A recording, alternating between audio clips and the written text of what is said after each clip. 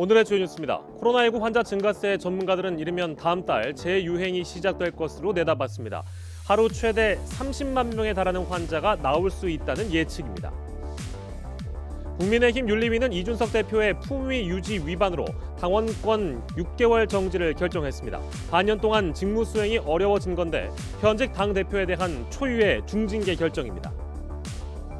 대통령 친척 채용과 민간인의 나토 순방 동행으로 비선 논란을 빚은 대통령실이 법적, 제도적 하자가 없었다고 반박하며 제2부속실을 만들 계획도 없다고 밝혔습니다.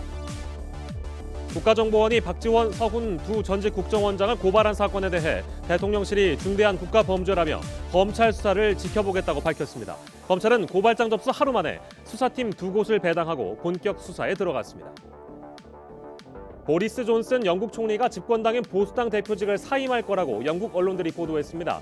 영국에서는 다수당 대표가 총리를 겸임하는데 존슨 총리가 새 총리를 선출하는 가을까지는 총리 자리를 지킬 것으로 보인다고 밝혔습니다.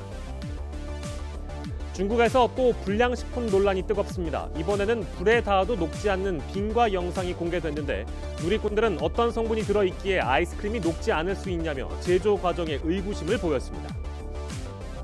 유럽연합이 격렬한 찬반 논쟁 끝에 원자력 발전을 사실상 친환경 산업으로 결정했습니다. 이번 결정으로 우리나라도 원자력을 친환경 산업으로 볼 가능성이 커졌습니다. 중소기업들이 외국인 노동자를 더 쓸 수 있도록 규제를 풀어달라고 호소하고 있습니다. 내국인 가운데 일할 사람 찾기가 쉽지 않은 가운데 외국인은 일정 비율 이상을 쓸 수 없기 때문입니다. 최근 서울 강남에 있는 한 유흥주점에서 함께 술을 마신 손님과 종업원이 잇따라 숨진 사건이 있었습니다. 경찰은 술에 마약으로 추정되는 물질이 들어있었던 것으로 의심하고 있습니다. 서울경희대 최모 교수가 강의에서 일제강점기 일본군 위안부 피해자 다수가 생계가 어려워 자발적으로 나선 거라고 하는가 하면 일제 침략을 당하게 된 가장 큰 책임은 조선에 있다고 말해 논란이 일고 있습니다. 우리나라 국민이 해마다 지출하는 의료비, 즉 경상의료비는 국내 총생산의 8.2%입니다. 가격이 낮다 보니 국민 1인당 외래 진료 횟수가 OECD 회원국 중 1위인데 문제는 턱없이 부족한 의료 인력입니다.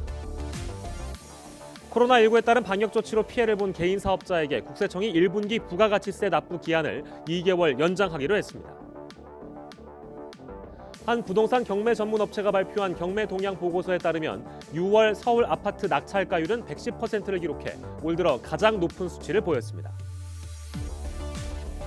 한국소비자단체협의회 물가감시센터가 생활필수품 35개 품목의 올해 2분기 가격을 조사한 결과 지난해 같은 기간보다 평균 9%가 상승한 것으로 확인됐습니다. 우리나라 화장품 수출 실적이 전년 대비 21% 넘게 성장해 처음으로 10조 원을 넘어섰습니다. 10년 연속 흑자를 기록했습니다. 국내 최대 연극제인 대한민국 연극제가 오늘부터 이달 말까지 경남 밀양에서 열립니다.